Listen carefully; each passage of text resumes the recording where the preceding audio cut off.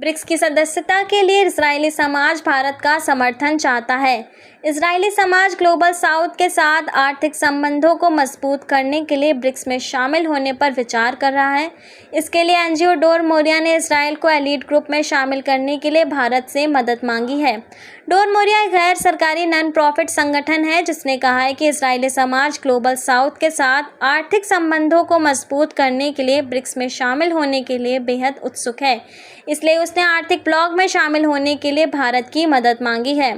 Door Moriya खास तौर पर शालोम शाजबार्ड foundation, association of sports culture, education, innovation and development, club of social initiatives for future और साइहू बिजनेस समुदाय सहित अन्य संगठनों से समर्थन का प्रयास कर रहा है।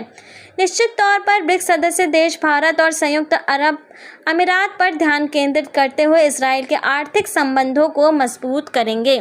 डोर मोरिया के अध्यक्ष इगोर कोमिनिक और निदेशक ग्रिगोरी पेलमेन ने एक बयान जारी करते हुए कहा कि भारत और संयुक्त अरब अमीरात के महत्वपूर्ण समर्थन से ब्रिक्स देशों के साथ इजरायल के आर्थिक संबंधों को मजबूत करने के लिए एनजीओ निरंतर प्रयास कर रहा है।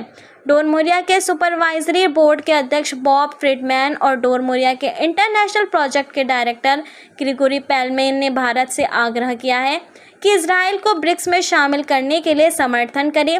फ्रीडमैन ने कहा कि ग्लोबल साउथ के केंद्र में भारत इजरायल के माध्यम के रूप में कार्य कर सकता है। उन्होंने कहा है कि ब्रिक्स के सदस्यता के साथ इजरायल के नए अवसर खुलेंगे एवं अंतर्राष्ट्रीय स्तर पर स्थिति मजबूत होगी, जिससे इजरायल के फ्यूचर इमेज में भी सुधार होगा। बॉब फ्रीडमैन ने अंत में कहा कि ब्रिक्स में भागीदारी के माध्यम से ग्लोबल साउथ के साथ सहयोग की दिशा में इजरायल का रणनीतिक पुनर्निर्देशन देश की स्थिरता और समृद्धि को बढ़ाने की दिशा में एक महत्वपूर्ण कदम है। ये पाठ्यक्रम न केवल इजरायल को अपनी अंतर्राष्ट्रीय स्थिति मजबूत करने में सक्षम करेगा, बल्कि विकास और गंभीर क्षेत्रीय मुद्दों के समाधान के लिए नए अवसर भी पैदा करेगा।